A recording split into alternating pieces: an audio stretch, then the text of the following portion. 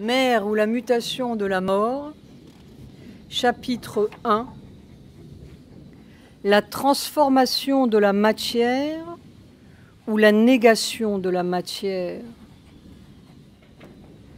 Sa seule volonté contre la loi cosmique. Sri Aurobindo.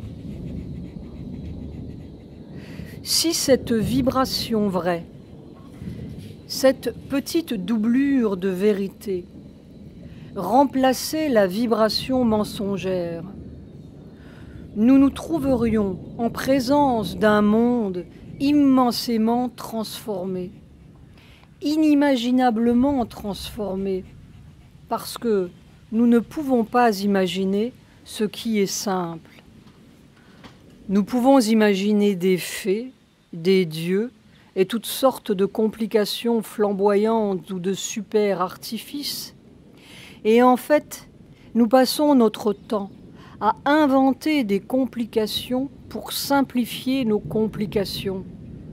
Mais ce qui n'a besoin d'aucun artifice, ce qui coule de source, une source, c'est neuf à chaque instant. Quelque chose qui trouve son chemin selon sa pente de vérité et qui fait son chemin par le simple pouvoir de ce qu'il est. Être, c'est pouvoir être ce que l'on est à chaque seconde. Un pommier, une gazelle, une chanson d'une façon ou d'une autre, et puis ça chante, et puis voilà. L'homme, cette transition humaine, c'était exactement pouvoir être ce que l'on n'est pas. Et comme ce n'est pas possible vraiment, c'était un pouvoir d'irréalité dans un château fort d'irréalité.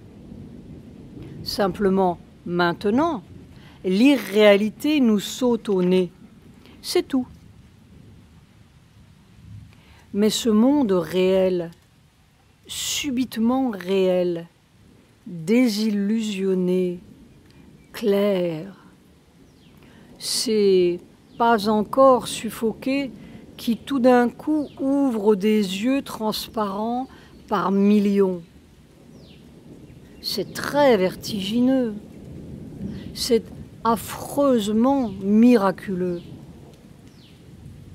C'est peut-être très drôle aussi, mais qu'est-ce que c'est? Un monde où tout d'un coup, tout communique. Parce que c'était cela le château fort, rien ne communiquait. Un monde où on sait tout ce qu'il faut à chaque seconde et exactement la quantité qu'il faut, comme l'oiseau. Tout simplement. On sait tout ce qu'on ne sait pas parce que c'était le château fort qui faisait le mur du non-savoir. Alors toutes les écoles tombent, d'abord. Il n'y a plus que l'immense école de jeux de la vie et des écoles de la culture du corps, peut-être, ou plutôt de la conscience du corps. Il n'y a plus de bourrage de crâne, parce qu'il n'y a plus de château fort à bourrer. C'est le grand château du monde. Et puis, chacun est ce qu'il est. Ça fait beaucoup de musiques différentes.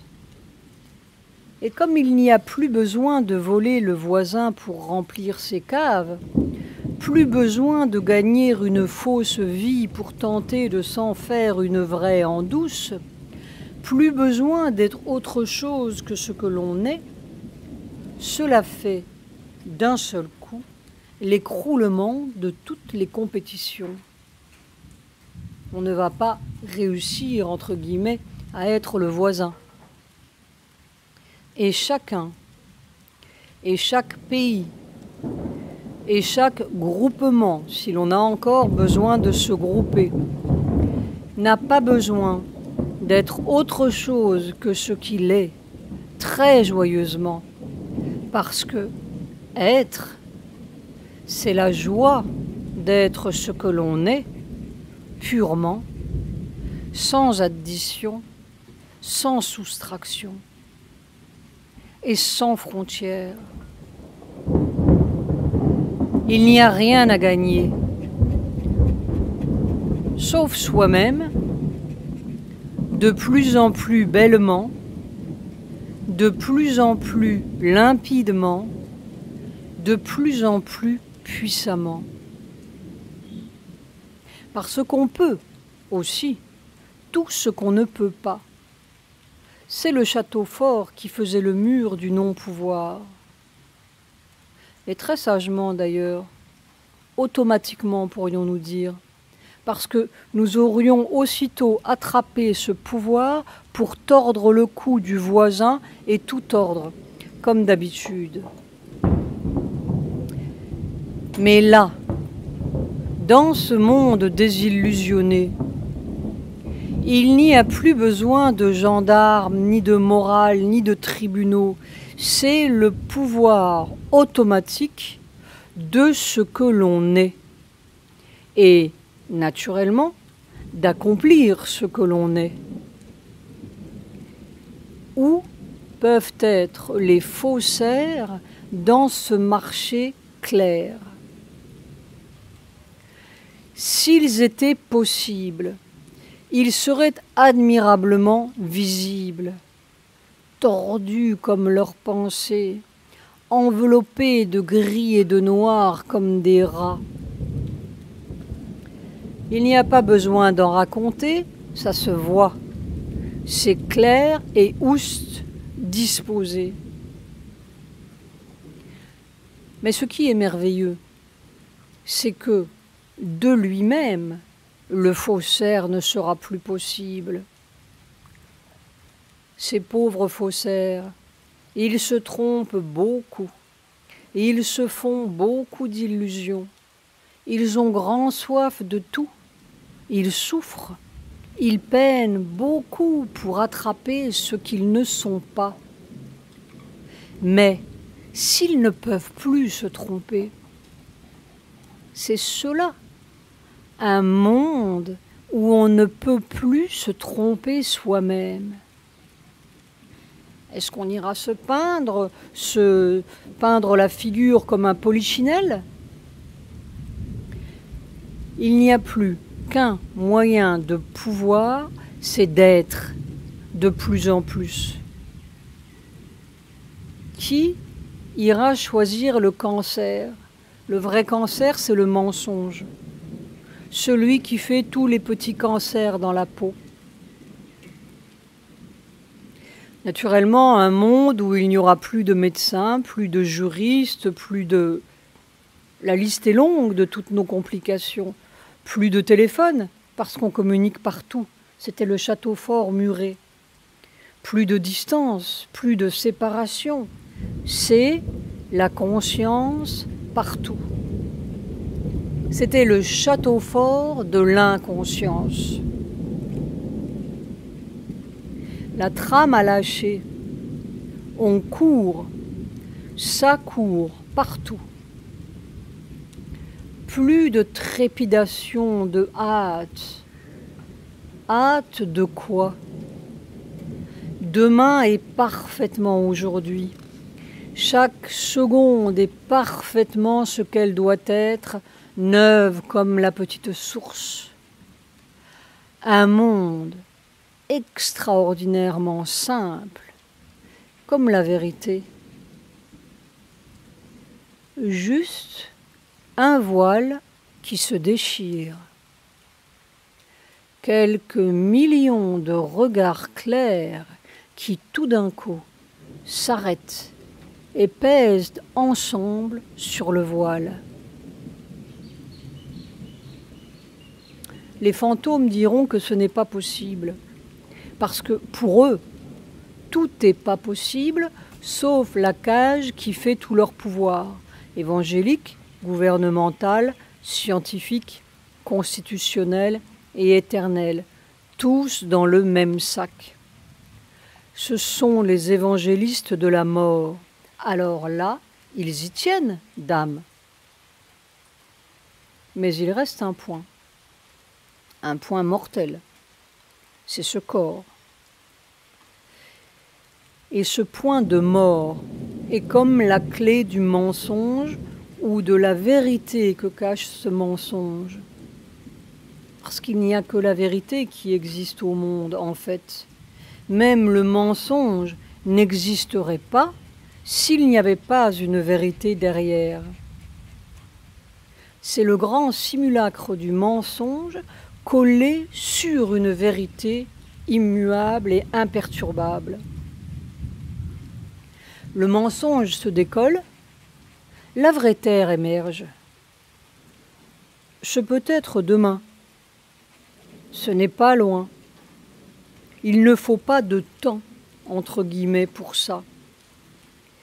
Il faut seulement que toutes ces petites consciences arrivent au point homogène, comme c'est arrivé presque en 68, mais sans la connaissance du procédé, ni de la raison, ni du pouvoir derrière. L'Amazonie est là, radieuse, drôle, dévoilée. Une formidable respiration mondiale. Mais ce vieux corps, il est là. Ce vieux corps qui a fait la transition jusque-là, ce vieux résidu de l'animal. Qu'est-ce qui lui arrive ? Mère était arrivée exactement là. Tout était dévoilé pour elle, sans limite, sans possibilité de maladie, parce que la maladie, c'est seulement la traduction matérielle, corporelle du mensonge. Elle était dans la vraie terre d'avance. Elle préparait la vraie terre pour tout le monde, en usant la trame dans son corps. Les maladies sont éliminées. L'usure même peut être éliminée. Il n'y a plus de frottement, entre guillemets, ni de trépidation dans ces cellules du monde clair. Mais ce sont tout de même des cellules du monde animal.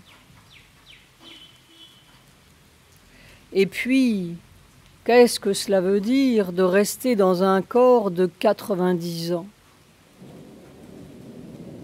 Et même si l'on imagine, comme c'est fort possible, que des corps plus jeunes, très jeunes même, opèrent la transition, traversent la trame à 18 ans, qu'est-ce que cela veut dire, ce corps qui doit manger, digérer, peser ?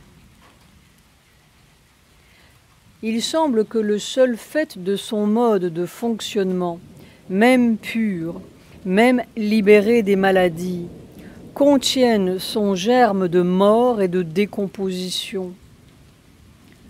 On mange, cela veut nécessairement dire qu'on est mangé. On dirait que ce corps, c'est le symbole même de la mort.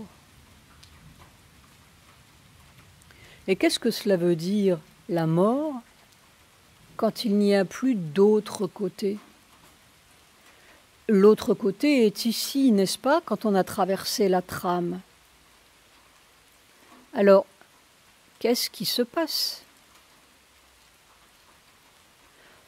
On entre dans son corps de conscience, pourrait-on dire, celui-là même qui nous double, qui est notre réalité, notre corps de réalité, celui que Mère voyait mieux que les os et la peau des faussaires, qui brillaient ou s'estompaient selon la qualité de conscience. C'est une vieille histoire. On a toujours eu un corps de conscience. On revient même de vie en vie pour faire grandir ce corps, le développer, l'universaliser, l'embellir, lui apprendre à aimer. Parce que la cage, c'est le lieu de l'amour, c'est le lieu de la souffrance. C'est peut-être le grand secret de la cage. On revient là-dedans encore et encore jusqu'à ce qu'on ait appris à aimer et à tout aimer et à tout être, à être divin, en somme. Il n'y a pas beaucoup d'hommes qui font leur vrai métier dans la cage. Mais enfin, il y en a. Les faussaires s'évanouissent. Ils n'ont pas de corps de l'autre côté. Ils sont seulement de la matière agglomérée. Alors ça se dissout. Mais les autres, que leur arrive-t-il au bout du cycle de croissance, quand le vrai corps, le corps de conscience, est entièrement formé, développé, conscient, aimant? On quitte la guenille animale et on disparaît dans la vraie terre désencombrée? Des fantômes à l'envers. On peut fort bien imaginer un monde où s'ébattent joyeusement tous les corps conscients, sur la terre, la vraie terre, tandis que les fantômes, à l'endroit, occupent le devant de la scène, la fausse terre, et que les deux mondes restent comme superposés, sans communication. C'est ce qui se passe déjà. C'est la demeure de Sri Aurobindo et de beaucoup d'êtres conscients. Mais cela ne paraît pas être la solution évolutive. Si nous nous sommes formés dans la matière, c'est que cette matière a sa propre plénitude et son propre accomplissement. Où est la graine qui se termine en non-arbre? Cette graine de matière, symbolisée par ce corps, doit donc avoir son sens et sa clé. La mort du corps doit contenir la clé de sa transformation. Le papillon qui sort de la chenille, oui, mais dans un corps matériel, à l'endroit, entre guillemets, du monde. Ou bien, est-ce que cet endroit est décidément faux et cette matière décidément fausse? Alors on la quitte. C'est la matière de la cage et on va papillonner ailleurs ici. Il reste un cadavre, n'est-ce pas? C'est le symbole de la mort. Et comment un être pleinement conscient, pleinement véridique, peut-il aboutir à un cadavre, même si c'est un faux cadavre et s'il batifole dans son autre corps? La vérité ne peut pas aboutir au mensonge. La mort, ce doit être la clé finale, le cadavre. Il y a là quelque chose qui doit se passer, la clé de la mort. Ce qui est l'obstacle, la négation, doit être le moyen du passage à un autre état dans la matière. Ou alors la matière n'a pas de sens et allons tous faire des petits fantômes charmants, si nous pouvons. Quel est le secret de la mort? Quel est le secret final de la matière?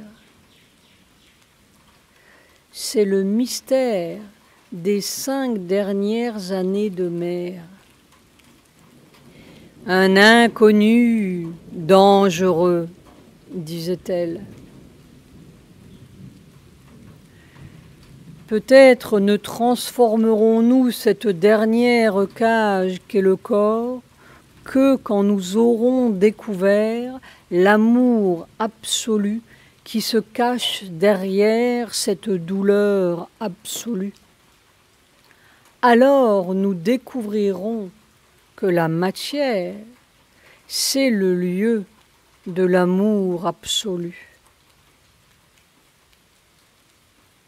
La mort ne peut être transfigurée qu'en son contraire d'amour absolu. C'est pour cela que cette cage s'est inventée. C'est la quête même de la matière depuis le premier feu de l'atome. Et c'est le dernier feu qui transfigure.